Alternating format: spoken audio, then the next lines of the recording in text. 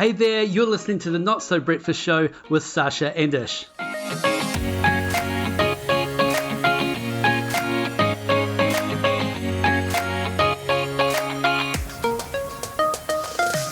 Alright, welcome to the Not So Breakfast Show today, the one about thinking big, and we get to unpack Sasha's latest knowledge bombs and information that she learned at Harvard Business School. And it's not just about Harvard, we get to learn Sasha's secrets from the outside world. There's rules in the world now that women can't eat carbs. Plus, she's just putting it out there. And also, we'd love to hear ideas you have for global domination so we can steal them and execute on them ourselves. All right, that's the show. Let's get it.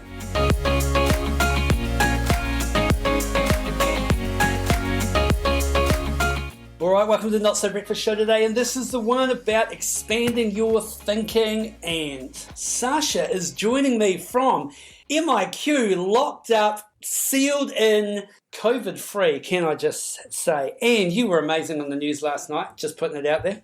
Well, hey, thanks, Ish.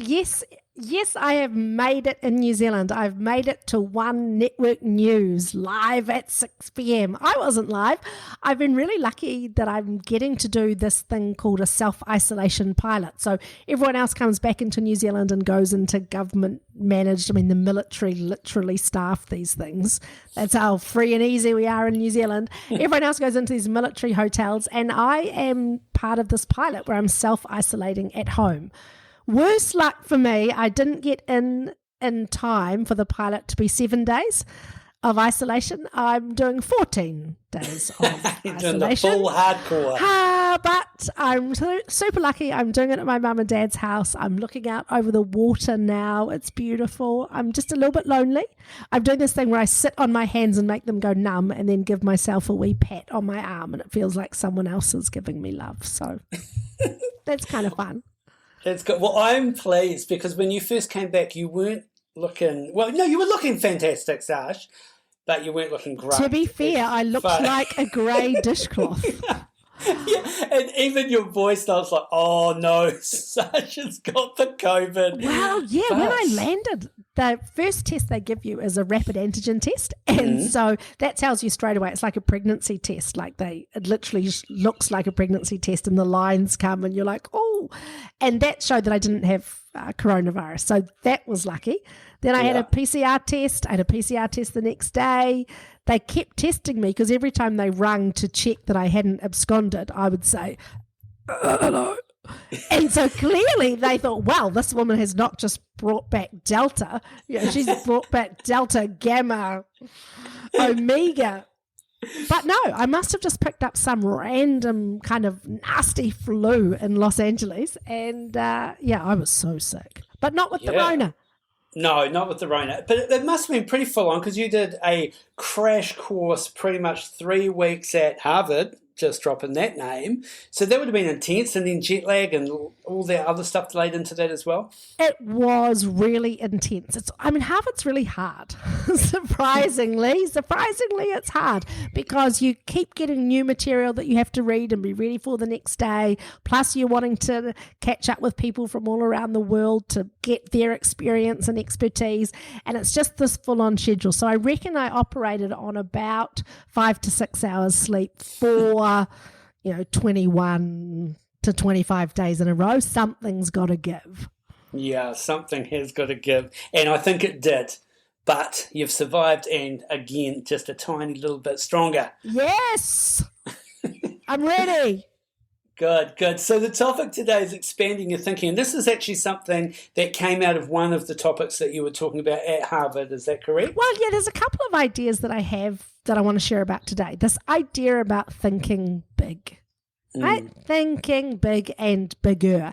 And every time I go and speak with people from around the world, I'm blown away by how much their mindsets are shaped by their environments. And I know this is not like a novel idea and it shouldn't be so revolutionary, but the fact that in my class at Harvard, we all come from different backgrounds, from different countries, and people just have such a different outlook about what's possible based on where they've come from. So if I use New Zealand as an example, we can think about organisations that are big businesses in New Zealand, right? They've got, they might have an operation in each of our major cities. We go, wow, that's really successful. Good for them. And I don't take anything away from people who are doing that. I mean, I haven't been able to do that in our business yet. We've still got cities that we're not in.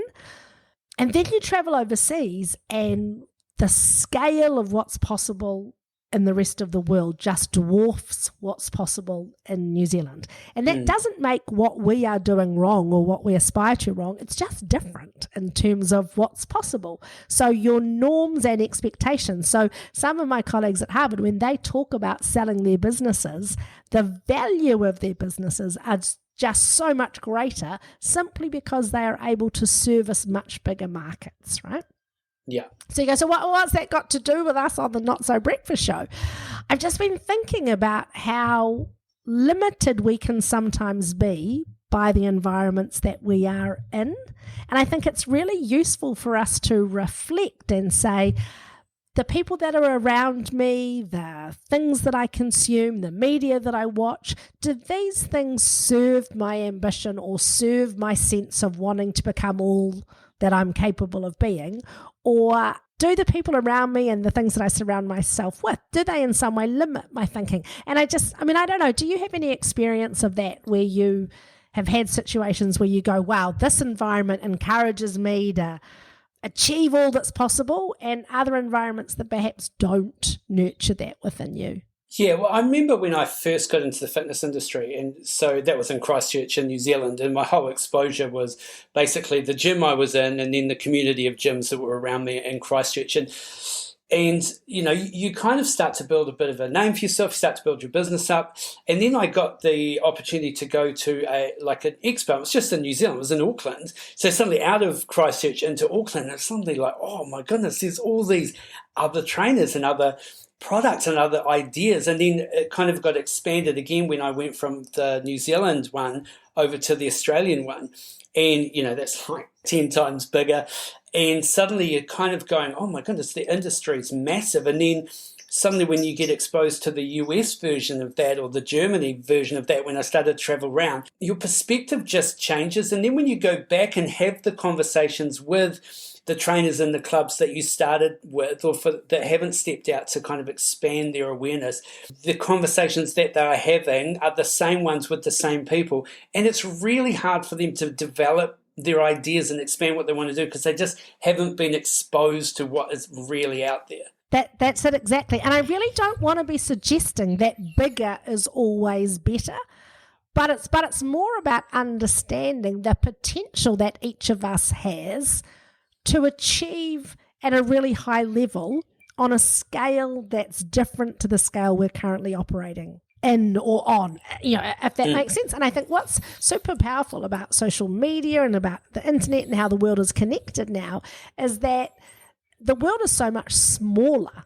So traveling in a global pandemic is a really weird, it's a trippy thing, man. It's trippy because I haven't traveled for years, right? It's been 18 months, 2 years since I've been on a plane.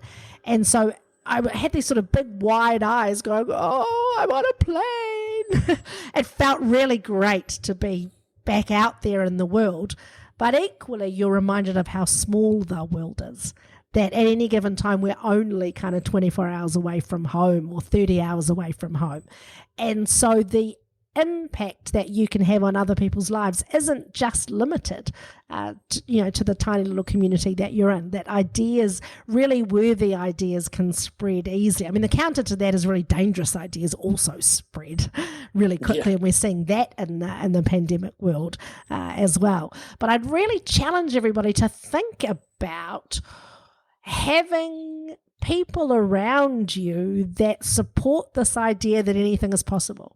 Because I always come back from my time in Boston with a renewed sense of anything is possible. I mean, my Harvard classmates, man, they're super smart, way smarter than me, most of them. I mean, come on, Sash. Not all of them. Not all of them, but most of them are way smarter than me, right? But they're not 25 times smarter than me.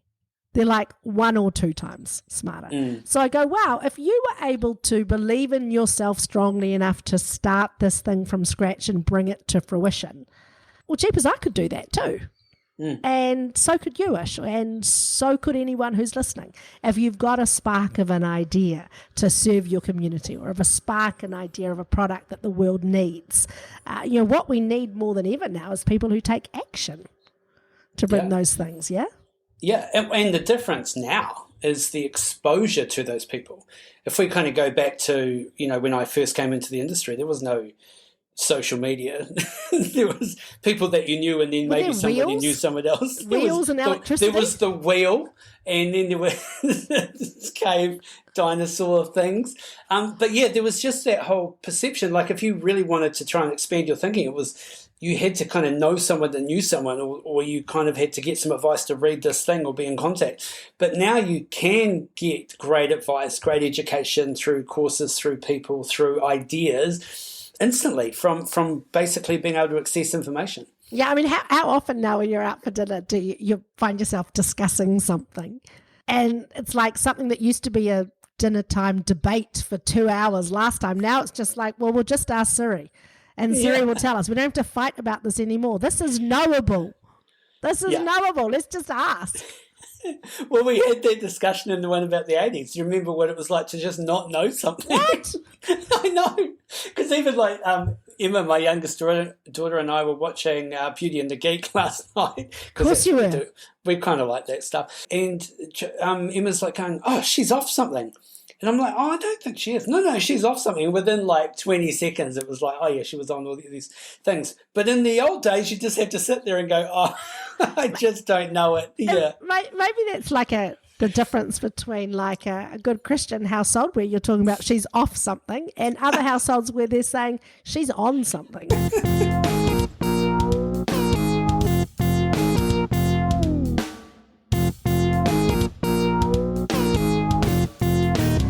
So what are some of the ways that we could maybe get our ideas a little bit bigger or expand our thinking? Well, I'm going to be really counterintuitive and just blow a bomb up in this idea of bigger thinking, right? Because I do think we need to think bigger, and we need to challenge ourselves to say, hey, could we make an impact in the world? I mean, when I was in Boston, I walked past a couple of shops and they sell Allbirds. They are literally Allbird shops. So if you know Allbirds, they are running shoes that were co-designed by a guy in New Zealand, Tim Brown, who used to be a footballer for New Zealand, and he had this idea that we could take merino wool and we could make sneakers that weren't just made of plastic material, that they would be better for the environment. And so he ran with that idea. He's now sold, or that company has had its IPO. It doesn't make any money, but that doesn't mean that it didn't get a massive valuation, and he's doing good in the hood and making money, right? So why did they call it Allbirds, though? Because merino is sheep. It's all sheep. It's shoes. These are excellent questions. This is knowable. I don't know the answer, but you should ask Siri. I'll do that later. Okay. It's not called Ask Sasha. It's called Ask Siri-ish. So I was walking past that and saw Tim's shop, and I'm going, wow, this is cool. Absolutely think bigger and what's possible. But I reckon one of the ways that we can really set ourselves up to succeed and to be open to these bigger ideas is actually to unpack what big means, right? BIG. And probably the most compelling series of lectures for me at Harvard is a topic called operations and combined with a topic called control. And it really looks at these peak performing organizations and says, what do these people do as a matter of habit, both personally and within their organizations, that sets them up to succeed? And just about all of these companies that have had dramatic rises or great turnarounds, or people who have stories of phenomenal perseverance and triumph, they are all boring. Which is counterintuitive, right? Because you go, wow, you would think that these ideas people are just, I've got this crazy idea. And there are some companies, Honda is an example, where you've got like a crazy founder who has crazy ideas, but he has a really boring sidekick. And boring is not bad.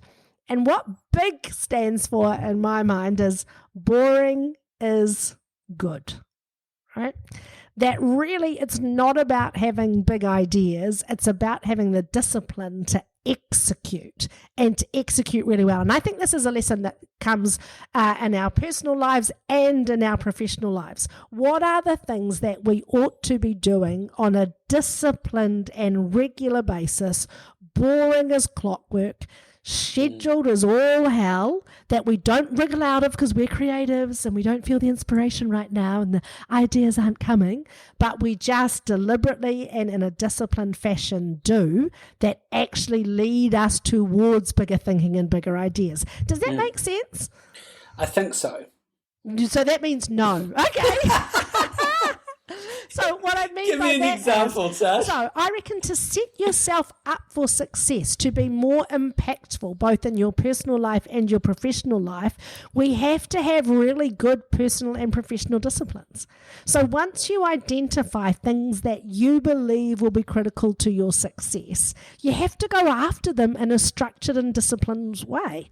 When we've talked about, for example, saying no to things. Yeah. Saying no to new opportunities because we have a laser-like focus on a particular area, right? That's an example of being boring, where you go, boring is good. I'm not going to just chase every new idea that I have. I'm going to be committed to the idea that I'm on right now. And I reckon one of the reasons that we fail at personal growth and professional growth is we try to do too much at once. We go, well, we're coming up to the start of 2022, and so I'm going to get some New Year's resolutions. I'm going to transform my life. I'm going to Marie Kondo my room. I'm going to be healthy and fit. I'm going to eat lots of vegetables. I'm probably going to go vegan. I'm going to start. This is a massive long list of things that we're destined to fail, right? But if we said, what is one thing that we could do, and if we did it on a disciplined and regular basis, it would set us up to be more open for bigger success. Yeah. So could that be even as simple as making sure that you've got time in your day to just go for a walk? Oh, 100%. So choose. Say, you might say, I don't have any space to let any big ideas. I don't know what I want to do. What's she talking about? Global impact. I don't even have time to think. So your starting point might be, I commit to making time to think. Boring is good. I'm going to make time to think every week. So once a week, I'm getting out in nature, whether it's raining or shining or whatever, and I'm going to walk in nature for 25 minutes. But you're disciplined in a boring way about achieving that. And a friend rings you up and says, hey, do you want to go and see the new Blockbuster? No, I'm sorry, because what I do on Thursday nights is I go for my walk. Right? And actually the discipline to do the thing that will set you up, that's what I think we need more of. It's boring. It's really boring. But if I look at so many of the companies and the individuals that I've studied over the last 3 to 4 weeks, boring is good, man. And we could do with a bit more boring. And boring is allowing you to be consistent, because it is something that you can just put in and be repetitive on. Organising your diary and putting that time in and having it dedicated, it's a boring thing to do, but actually the effect of that time compounded over a month, over a year, is so integral to actually building momentum to a whole lot of other stuff. Yeah, we looked at this company that was trying to change the culture and the employee behaviour, and the bosses just came in every day and asked 5 questions. The same 5 questions. And I know if that was me, I'd be like, yes, well, I could ask those 5 questions about 3 times, and then I'd want to change the... And then I'd throw glitter. Yeah, then I'd like rainbows and sparkles and unicorns, because everybody was bored. But in actual fact, it's not everybody that's bored, it's just me that's bored. Lacking the discipline. But if boring is good, let's just keep asking those 5 questions until we get the answers that we need. But boring is good for a percentage of the time. Then you'd have to overlay it with some other engaging stuff as well, wouldn't you? No. You can't be boring for 40 hours a week, Sash, can you? Well, we know some people that are boring 40 hours a week. So it's not about being boring in the totality of life. It's just about saying if there are disciplines and routines that will help you, and it doesn't have to be every day, but as a matter of practice, both practice in terms of you want to get better at them, and also practice in like a meditative or discipline kind of a way, like you practice martial arts. what are those things that could help you? I mean, I can think of about a gazillion things that if I did them on a disciplined basis, they would help me.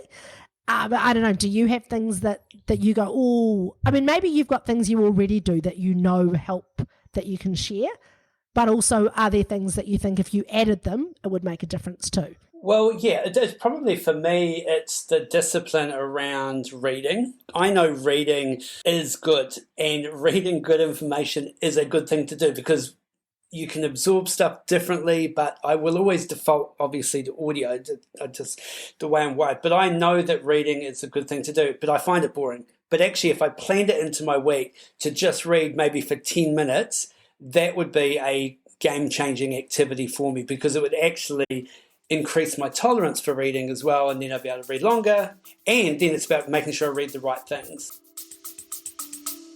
We'll be right back. If there was one skill that could double your income, advance your career, and increase your ability to influence, it is the skill of presenting. Whether it's on stage, in the boardroom, or at a job interview, the 30-Minute Presenter program will help take you to the next level. So check out our Instagram page, click the link in the bio, and get started on the 30-Minute Presenter program.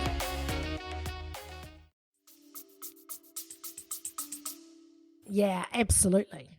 Good. I like it. What do you do that works already, though? One of the boring things that I do well is plan my week. I still block my week up. I put my activities in. If I need to do something, I grab the task, I put it in, I allocate it time, and then I get it off my radar. It's boring to do, but that discipline keeps me really able to produce huge amounts of work and make sure that I hit my deadlines and that I get stuff done. So I chunk it in, and it's boring, but it really, really works. Yeah, that's so cool. I like that a lot. The idea being boring is good. Get into some of those disciplines because they are actually what sets you free to then think a bit bigger, to have some bigger ideas, to think about maximizing your impact. Well, you see this in sport, right? I mean, the practice that the pro sport people do is the boring stuff. It's the free throw over and over and over and over and over and over and over again when everyone else wants to do other stuff and practice all the cool stuff. It's those athletes that can just do that repetitive task over and over and over and over and over again. I got to tell you, I went to a Boston Celtics game while I was away. It's my first live NBA game, and it was a blast. I had my bright green sparkly jacket on, and I got on the big screen when they were dancing, and it was super fun and super cool. And the Boston Celtics played like, I don't know, 11-year-olds. In fact, I reckon when my kids were 11, they were making more of their free throws than these guys were. I don't know whether it was first game of the season, whether it was nerves. They were terrible. And I was like, boring is good, man. Have you not practiced? Have you not practiced this stuff? This should just be automatic. I tell you, the class that I'm involved in, it's a little bit like Lifestyles of the Rich and Famous. So there are people there who either by being blessed through their family or through their own efforts, they have just a teensy bit more money than we do. So I want to tell you 3 really cool gadgets that people had there, and this might kind of blow your mind. One is like an Apple Watch, but it's a ring. So I think you might have seen them. They've got tech sensors on the inside of the ring, so it looks like a really cool wedding ring, but it's actually doing all of the heart rate monitoring. It's assessing the quality of your sleep, all of that stuff. Super cool, right? And they're getting more and more stylish. So I thought, yeah, that's cool. That's really neat. Then one of the guys has got a smart bed. So this is a bed that it's not a water bed, but it's like a water bed. It's got water that runs through the pipes in the mattress, and it cools the bed down based on your body temperature and what your settings are. Wow. So it's making sure that you're in your optimal temperature zone for sleep, and it's also telling you when you wake up in the morning exactly what was happening to your heart rate overnight, and it molds to the shape of your body, and you can set it differently on both sides. So you can either get that as a bed or you can buy it as a topper that you put on top of your existing mattress. That's pretty exciting. So you ring, bed, and then one of the guys, a mate of mine, he just has a plane. And so that was fun too. We went in his plane. So lots of these tools that people are using to help them in everyday life. Did you ever sleep in a waterbed? Speaking of waterbeds, like the original ones, did you ever sleep in a waterbed? Yes, I slept in a waterbed, and I also tried things like not sleeping in a waterbed, and that was fun. Do you remember, like, you had to set the temperature, and then the water, it wouldn't just cool down. So if you were hot, you just literally... You just had to get out and lie on the floor. And if it was cold, it was freezing. Those were the days. Oh, those were the days. I don't know why people still don't have woodbeds. Well, obviously they do. They've reinvented them. I reinvented them, and my boyfriend had one in Te Atatu. That was fun. Good times.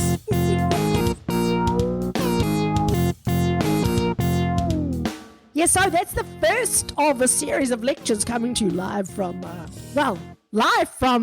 MIQ, the self-isolation pilot, just reflecting on how our environment shapes us and how, if we can get disciplined about one or two things, we can set ourselves up for bigger success, and to not be afraid of having those big dreams, man. So many people that you see out on the world stage who are doing amazing things just had an idea. They had an idea once, but they were disciplined when they went after it. They were disciplined in their execution. And we'd love to hear what you do that helps you be amazing in the kind of boring is good idea. And also we'd love to hear ideas you have for global domination so we can steal them and execute on them ourselves. I like that. Oh, I've got another boring thing I do. Oh, yes, Just come back to it. I just have the same thing for breakfast every day. Oh, yeah. That's like me wearing the same clothes. Yeah, I don't have to think. I just know what I'm having before I get up. It's good. What do you have? At the moment, my routine for the last, year has just been Vogel's bread with peanut butter and jam. Oh, you're so lucky. Boys and bread, eh? There's rules in the world now that, women can't eat carbs. You need the ring because it'll tell you when you can eat them. Not now. Put that bread down. I do not need my ring to be screaming at me. Or for when I get in my pressure amazing bed, when I lie on it at night, for it to say, "Oh, honey, did you have some lollies today?"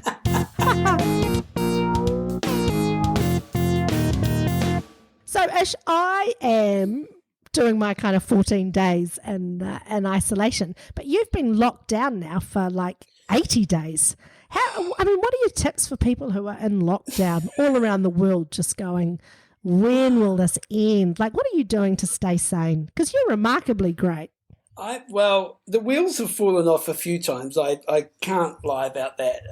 In fact, we had such a good weekend because the weather was beautiful, and then it went back to Monday, and all the days feel the same anyway, but it was a really good weekend. But I was just really down on Monday. I just didn't want to go back to work, and yet work was just in my house, like nothing had changed. I'd even looked at my email over the weekend, like it was just such a weird thing. But it definitely, for me, going out for a walk and doing the exercise thing is making a massive difference. It's good for my mental health. If I sit in the office and I just work the whole day on my email, at the end of the day, I'm frustrated. But it is getting hard because, like you said, it's close to 90 days now that we've been in lockdown, 3 months. It's a long time and probably won't be out before the end of November, so that's maybe another 2.5 weeks. So, yeah, it's been tough. Well, I'm sending you love, and that's all I got. Okay. Did you want me to tell you about the restaurants that I went to in Boston? Oh, no, tell me about the restaurants, yeah. No, I was kidding. Did you want me to tell you about the concert that I went to? Oh, no, don't tell me about just that. Kidding. What movies did you watch on the plane? Did you see the latest James Bond movie when you were out and about? No? I did not see the latest James Bond movie when I was out and about, but I did watch a beautiful documentary that I can so heartily recommend to everybody. You can watch it. Let's think about how you can watch it. It's called Emma. And it is about a New Zealander who was adopted into a New Zealand family from Russia, and she goes back to Russia to meet her family. And it is absolutely beautiful, beautiful television. It will lift your spirits. amazing. Any fast cars in it? No. Okay. I'm not sure that Russians are known for their fast cars. Vodka, there's vodka. Also, I didn't get coronavirus while I was overseas, and I largely put that down to the medicinal effects of tequila.